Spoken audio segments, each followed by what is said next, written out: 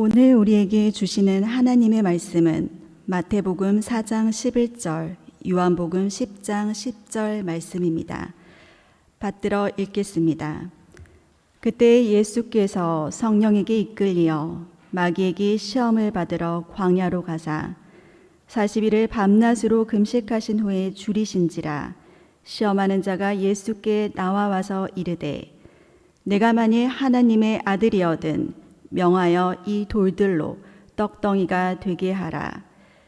예수께서 대답하여 이르시되 기록되었으되 사람이 떡으로만 살 것이 아니요 하느님의 입으로부터 나오는 모든 말씀으로 살 것이라 하였으니라 하시니, 이에 마귀가 예수를 거룩한 성으로 데려다가 성전 꼭대기에 세우고 이르되 내가 만일 하나님의 아들이어든 뛰어내리라. 기록되었으되 그가 너를 위하여 그의 사자들을 명하시니라. 그들이 손으로 너를 받들어 발이 돌에 부딪히지 않게 하시로다 하였으니라. 예수께서 이르시되 또 기록되었으되 주 너의 하느님을 시험하지 말라 하였으니라 하시니, 마귀가 또 그를 데리고 지극히 높은 산으로 가서 천하 만국과 그 영광을 보여 이르되 만일 내게 엎드려 경배하면 이 모든 것을 내게 주리라. 이에 예수께서 말씀하시되 사탄아 물러가라. 기록되었으되 주 너의 하느님께 경배하고 다만 그를 섬기라 하였으니라. 이에 마귀는 예수를 떠나고 천사들이 나와와서 수종드니라. 도둑이 오는 것은 도둑질하고 죽이고 멸망시키려는 것뿐이요 내가 온 것은 양으로 생명을 얻게 하고 더 풍성히 얻게 하려는 것이다. 이는 하나님의 말씀입니다. 반갑습니다. 긴 방학이 지나고 또 이렇게 봄을 맞아서 또 이렇게 수요예배, 개강 예배를 갖게 된 게 모두 하나님의 은혜라고 생각합니다. 오늘 제가 여러분들과 말씀을 함께 나누고자 하는 것은 제목이 왜 예수를 믿는가라는 제목입니다. 오늘 개강 예배라 특히 이 제목을 선정했습니다. 우리가 무언가 일을 행하려고 할 때 우리는 목적을 갖고 어떤 일을 행하려고 하죠. 목적이 분명해야 됩니다.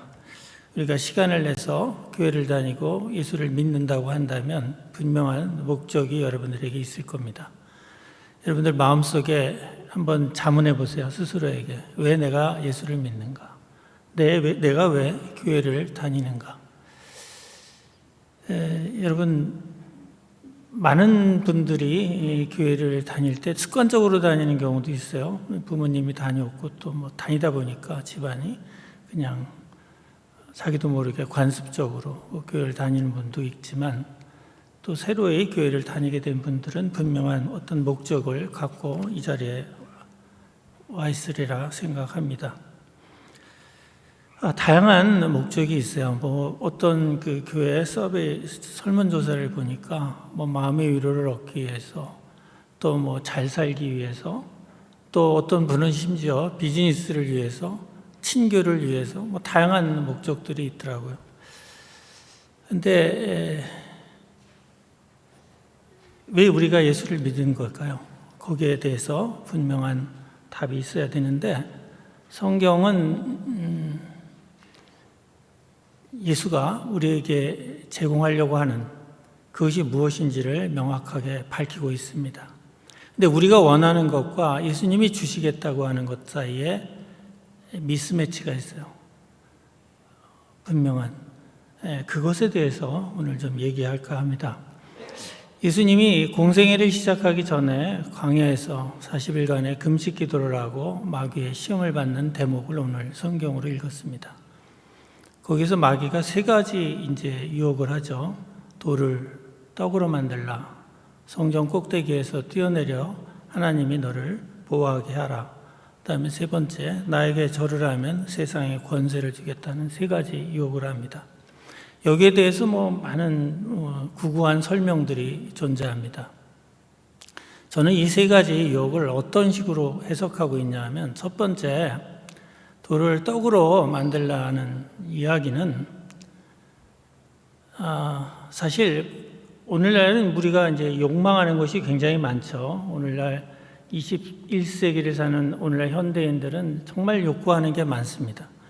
그러나 과거 20세기 전 예수님 당시로 돌아간다면 그 당시 사람들은 요구하는 게 그리 많지 않았어요. 사실 제일 필요한 거는 하루하루 굶지 않고 사는 것이 가장 큰 바람이었어요. 오늘날은 굶는 사람 없잖아요. 뭔가 더 맛있는 거를 먹을까를 원하는 뿐이지 굶는 사람은 없어요. 그뿐이 아니죠. 별의별로 욕망이 많아요. 수만 가지 욕망이 있죠. 여기에서 떡이라는 거, 돌을 떡으로 만들라는 건 간단해요. 그냥 우리의 욕망을 채워달라는 기도죠. 다시 얘기하면 기복 신앙을 말하는 거예요. 우리가 다양한 종류의 복을 구하고 있잖아요. 그것을 말하는 건데 예수님은 그거에 대한 단호한 거절을 얘기하고 있어요. 두 번째는 우리가 환난이나 역경을 당하면 그것을 피하기 위해서 하나님께 기적과 같은 구원, 회피의 방법을 간청하게 돼요. 두 번째요. 이 성전 꼭대기에서 뛰어내려라. 그러면 네가 하나님의 아들이면 하나님이 너를 구해 주실 것 아니냐는 거죠. 우리는 본의 아니게 살다 보면 환난과 역경을 당할 때도 많아요. 갑자기 병이 걸릴 때도 있고, 갑자기 회사에서 잘릴 때도 있고, 소망하는 무엇이 좌절될 때도 있고, 수많은 그 환난과 역경을 당해요. 그럴 때마다 하나님께 이것을 피할 방법, 또 기적적인 방식으로 이걸 돌파할 방법을 하나님께 간청하게 되죠. 그런데 놀랍게도 이것에 대해서도 예수님은 거절해요. 세 번째 마귀의 칭언이고요. 내가 하나님께 구해봤자 하나님이 응답하시겠느냐는 조롱도 약간 담겨 있어요. 만약에 우리가 복을 구한다고 해서 여러분 기도해 보시면 알겠지만 기도했다고 응답받습니까? 기도하는 것마다 응답받는다는 사람은 저는 본 적이 없어요. 간간히 기도의 응답을 받았다고 하는 사람들은 자주 봐요. 그런데 정말 그것이 기도의 응답을 받았다고 할 수 있을까요? 종종은 우리가 응답받은 기도의 내용이 종종은 재앙으로 돌아올 때도 많아요. 또는 기도의 응답을 못 받았는데 그것이 행운이 되는 경우도 많아요. 우리가 고사에 있잖아요. 세용지 마라. 과연 그것을 하나님의 기도의 응답이라고 볼 수 있을까요? 우리가 실력이 명문대 갈 실력은 아닌데 합격해달라고 새벽 기도 나가고 열심히 기도했어요. 그런데 결과가 어땠냐? 떨어졌어요. 그럼 응답을 못 받은 걸까요? 우리가 기도하면 하나님이 내 기도에 응답해 주시라고 믿는다면 우리는 하나님을 철저하게 오해하고 있는 거죠. 그럼 누군가를 떨어뜨려야 되는 거 아니에요? 그런 수준의 하나님이라면 우리가 믿어서는 안 돼요, 사실. 여러분 얼마나 민감합니까? 요즘 젊은 사람들 엄청 민감하죠. 공정. 그런데 하나님이 그렇게 공정하지 않단 말입니까? 그런데 우리는 툭하면 이런 식의 기도를 합니다. 그리고 그것도 정말 필사적으로 합니다. 밤을 새워가며 하고 산에 쫓아가서 산기도를 하고 철야기도를 합니다. 그걸 하나님이 과연 원하실까?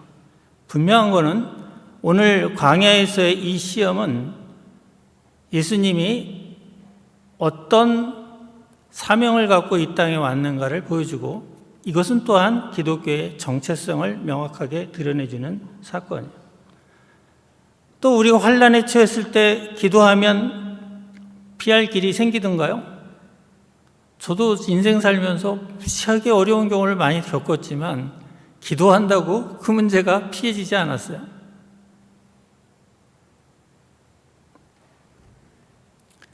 그러다 보면 무슨 시험이 드냐 하면 세 번째 마귀의 유혹이 우리 마음에 와닿아요. 세상은 하나님에 속한 것이 아니라 마귀에 속한 것이구나. 그러니까 마귀한테 절해야 되겠다. 이때 마귀란 뿔 달린 어떤 존재가 아니라 세상에 놀리고 힘 있는 사람을 따르는 거예요. 그래서 우리가 힘 있는 사람을 찾게 되고 인맥을 찾게 되고 세상의 논리대로 하려고 해요. 결국 그것이 문제를 해결해 준다. 나에게 복도 가져다 주고 환난을 피할 길이기도 하다라는 그 얘기예요. 이 세 가지는.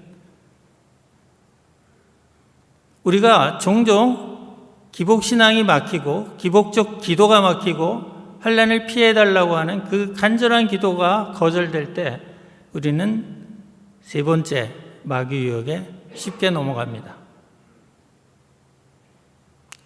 그런데 우리가 신앙생활을 어떻게 합니까?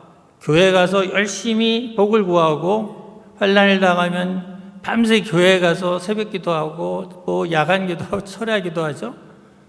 그리고 또 세상 나가서는 세상 논리대로 삽니다.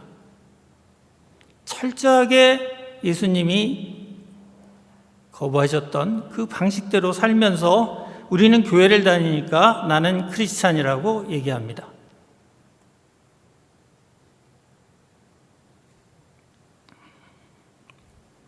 우리는 왜 그러면 예수를 믿는 걸까요? 그것이 오늘 요한복음 10장 10절 얘기입니다. 우리 다 같이 한번 읽어볼까요? 도둑이 오는 것은 도둑질하고 죽이고 멸망시키려는 것뿐이요 내가 온 것은 양으로 생명을 얻게 하고 더 풍성히 얻게 하려는 것이다. 양은 분명히 이미 생명을 갖고 있어요. 육체의 생명을. 근데 무슨 또 생명이야? 영적 생명을 말하고. 이게 바로 히라보로 조에라는 거예요. 참생명. 이 참생명이란 디바인 라이프예요. 신성한 생명. 즉 하나님의 생명을 우리가 누리게 하기 위함이라는 거예요. 하나님의 생명. 인간은 영적 존재라고 하죠. 이미 하나님의 형상을 따라 창조된 인간은 그 안에 영성을 갖고 있어요. 근데 육체가 강하다 보니까 영성이 잠들어 있죠. 이것을 깨워서 영적인 디바인 라이프, 영적인 삶을 살게 하기 위해서 예수님이 오셨고 이것을 우리에게 깨우쳐 주고자 하는 거예요. 이것이 우리가 예수를 믿는 이유가 되어야 돼요. 그러면 어떤 것이 예수를 믿는 이유가 될까? 곰곰이 생각해 보죠. 일단 우리가 시간을 생각해 볼까요? 시간은 과거에서 현재를 거쳐 미래로 흐른다고 생각해요. 그런데 사실 시간은 늘 현재만 존재해요. 과거란 현재의 기억일 뿐이고 미래란 현재에서 느끼는 기대감이나 불안일 뿐이에요. 그렇죠. 늘 현재만 존재해요. 라틴어로 카르페 디엠이라는 말이 있죠. 카르페는 잡다, 디엠은 영어로 하면 데이예요. 매 순간 현재에 충실하라는. 그런데 우리는 현재에 충실하지 못해요. 왜 현재에 충실하지 못할까요? 과거에 얽매여 있고 미래의 불안에 시달리면서 현재에 충실하지 못해요. 미래를 위해 현재를 포기하는 거죠. 미래를 위해 열심히 일하고 주변엔 아무것도 눈에 들어오지 않아요. 오직 미래. 그리고 과거에 잡혀가지고 온통 생각이 과거에 대한 또는 미래에 대한 생각이 잡혀 있고 현재의 생각은 멈춰 있죠. 그러다 보니까 우리가 진정한 의미 있는 삶을 살려면 현재에 집중해야 되는데 현재에 집중이 안 돼요. 이것은 우리가 현재에 느끼는 수많은 불만 때문에 그렇죠. 욕구의 좌절, 현재의 삶에 대한 불만이 우리의 삶을 침식하고 있어요. 생각해 볼까요? 아까 얘기했듯이 우리가 복을 구하는 마음은 결과적으로 현재에 자족하지 못하는 마음에서 비롯돼요. 그렇기 때문에 복을 구해요. 따라서 우리가 자족함을 배우면 이 기복신앙이 멈추게 돼요. 그리고 마음이 평온을 회복하게 되죠. 또 하나 그래요. 환난을 당할 땐 모든 것에는 하나님께서 주시는 의미가 있어요. 그 안에서 의미를 찾아야 되는 거지 그것을 무조건 회피하려고 해서는 안 된다. 왜냐하면 모든 것은 의미 있고 가치 있는 것들은 고통을 통해서 피어나는 거고 열매를 맺게 돼 있어요. 따라서 그것을 피하고자 한다면 결과적으로는 아무 열매도 없어요.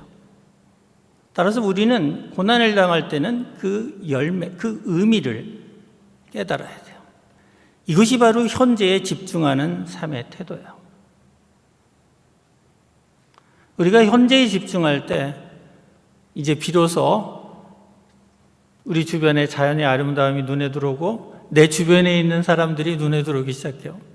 그전에는 우리가 미래에 대해서 너무 몰두돼 있고 과거에 너무 몰두돼 있으면 현재 내 주변에 어떤 사람이 있는지 보이지가 않아요. 우리가 맨날 어떤 길을 걸어도 그 곁에 난 아름다운 꽃 하나도 쳐다볼 마음의 여유가 없어요. 그리고 평생을 살면 나중에 회한만 들어요. 내가 왜 그러고 살았지? 왜 그렇게 미친 듯이 정신 팔고 살았지? 그리고 왜 가족들과 더 많은 사랑을 나누고 살지 않았지? 왜 애들한테 공부만 했지? 이런 것들이 모두 뭐야? 후회로 돌아오게 되는 거예요. 생각해 보세요. 우리에게 주어진 시간은 우리 마음대로 할 수 있는 게 아니에요. 우리 생명 자체가 우리 것이 아니에요. 근데 우리는 우리 것인 양 미래를 걱정하고 있고, 그렇죠? 과거를 회상하면서 미래를 걱정해요. 과거의 불만은 미래에 투영돼서 미래의 불안이나 기대로 번지게 돼 있거든요. 과거의 불안이 왜 생겨요? 과거의 현재에 대한 불만 때문에 생겨요. 모든 것에 대한 자족함이 필요해요. 영어 단어에 프레젠트라고 있죠. 프레젠트. 이게 뭡니까? 현재죠. 이게 또 선물이에요. 모든 현재, 모든 삶, 결국 인생의 삶은 순간이에요. 모두 현재에 존재하는 이 현재가 쌓여서 우리가 과거가 되는 거죠. 이것에 최선을 다하고 이 현재를 붙잡지 않는 한 그 삶은 사실은 무의미해져요. 허탈해지고 손에 잡히는 게 없죠. 회한만 남아요. 그러기에 현재에 최선을 다하는 삶, 이것이 영혼이 갖고 있는 특성이기도 해요.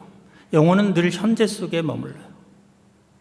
육체는 과거와 현재 미래가 있는지 모르지만 적어도 영혼은 늘 현재에 머물러요.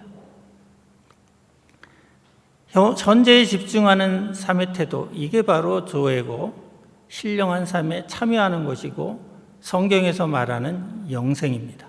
영생이란 무한한 시간의 연속이 영생이 아니라 시간을 벗어난 탈시간적인 개념이에요. 우리가 이런 것을 생각해 보세요. 요한 1서 4장 16절에 이런 말씀이 있죠. 하나님은 사랑이시다. 사랑 안에 거하는 자마다 하나님 안에 거하고 그 안에 또한 하나님이 거하시느니라 라고 말씀하고 있어요. 이것도 우리가 시간 속의 존재가 아니라 탈시간적인 존재일 때 우리가 경험할 수 있는 거예요. 현재에 자족할 줄 알 때 우리 마음속에서 이기심이 사라지고 남에 대한 배려와 사랑이 넘쳐날 수 있는 거예요. 내 마음속에 가득한 이기심이 있을 때 어떻게 우리가 사랑의 행위를 할 수 있겠어요? 사랑의 행위를 한다고 해도 그것은 위선된 사랑의 행위일 뿐이에요. 자기가 돌려받을 것을 생각한 계산된 사랑의 행위일 뿐이지 순수한 사랑의 행위가 그 안에서 결코 나올 수가 없습니다. 또 종종 건강, 오래 사는 것을 생각하는데 영생을 꿈꾸죠. 예수님을 믿고 영생을 꿈꾸는데 사실 이제 저도 나이가 들고 와서 보니까 깨달음을 보니까 제가 이제 어느 날 시골에 가서 어떤 나이가 많은 노인분을 한번 뵌 적이 있는데 그분은 무슨 수련을 하거나 무슨 종교 생활을 깊이 한 분도 아닌데 말씀을 하시는 거 보면 큰 깨달음을 얻었어요. 왜 깨달음을 얻었냐면 인생의 자족함을 아시더라고요. 자기는 이걸로 인생에 됐다는 거예요. 더 이상 무슨 내세도 필요 없고 그 다음에 더 사는 것도 필요 없고 이걸로 이제 죽음을 맞이하면 그걸로 족하되는 거예요. 이솝우화에 이런 이야기가 있어요. 제우스와 동물의 수명이라는 이야기가 있어요. 이제 제우스가 동물들에게 수명을 정해주는데 나귀에게 이제 수명을 제안했어요. 나귀한테 이제 먼저 물었죠. 얼마나 살고 싶냐 그랬더니 20년을 살고 싶대요. 나귀가 너무 고생을 하고 살잖아요. 사람들한테 채찍을 맞고 고된 짐을 나르니까. 그래서 그러지 말고 내가 10년을 더 줄게. 그래서 30년을 살아라 그랬더니 나귀가 무슨 말씀을 하시느냐, 자기는 20년만 살겠다고 뿌리쳐요. 그래 알았다 그러면 20년만 살아라. 이제 두 번째 개예요.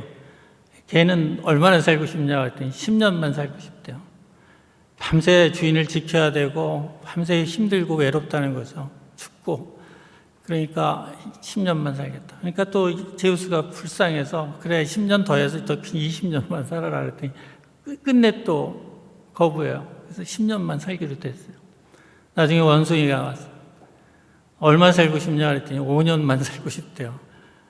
그러지 말고 10년 살아라 그랬더니 싫대요. 사람들한테 웃음거리 당하고 조롱당하면서 사는 거 싫대요. 자기는 5년만 살겠대요. 다음에 이제 인간이 왔어요. 얼마나 살고 싶냐 그랬더니 가능한 한 오래 살고 싶대요. 많이 달래요. 그래서 제우스가 25년만 살아라. 25년을 줬어요. 그랬더니 더 달래요. 그러면 너 나귀의 10년, 그렇죠? 그 다음에 개의 10년, 그 다음에 원숭이의 5년을 가져가라. 그래서 인간은 젊을 때는 인간답게 살지만 나이가 들면 나귀처럼 힘들고 개처럼 외롭고 마지막에는 더 나이가 들어서 사람들한테 조롱받게 됐다는 거예요. 이것은 인생의 자족함을 가리키는 거예요. 인간도 어느 정도 오래 살다 보면 서서히 삶에 대한 의지가 젊을 때 같지 않아요. 그리고 서서히 깨달음을 얻어요. 인생의 어느 순간에 이것이 마감돼서 죽음을 맞는 것이 안식이라는 것, 즉 쉼이라는 것, 다시 말해 그 자체가 구원이라는 깨달음을 얻게 돼요. 물론 젊을 땐 몰라요. 더 오래 살고 싶죠. 조회란 인생의 자족에서부터 시작하고 우리가 고난을 당할 때는 그 고난의 의미를 진지하게 성찰하고 그러면서 매 순간 현재를 의미 있게 살아가는 거예요. 내 주변의 것들을 사랑하고 내 주변의 것들에 대한 관심을 갖고 내 어떤 이기적인 목표를 달성하기 위해 상대를 바라보지 않는 것. 그것이 자연이든 인간이든 그럴 때 그것이 바로 신의 마음이고 그러한 신의 마음을 갖고 사는 그러한 삶이야말로 조예요. 그런데 이게 나이가 들면 서서히 깨달음을 얻긴 하지만 중요한 거는 다 늙어서 깨달음을 얻기보다 젊을 때, 여러분의 나이 때 이미 그러한 깨달음을 얻는다면 지금 여러분들은 지금 살아가면서 하나님의 나라를 체험하고 사는 것이고 이미 살아서 영생을 체험하고 사는 겁니다. 그것이 조예이기 때문에. 그것을 가르치기 위해서 예수님이 이 땅에 오셨고 예수님은 그 삶 그 자체를 제자들에게 삶으로 보여주셨어요. 전도의 가장 좋은 확실한 방법은 우리가 그런 조예의 삶을 몸소 실천함으로 주변 사람들이 나도 저 사람처럼 살고 싶다는 소망을 갖게 하는 것이 참된 전도예요.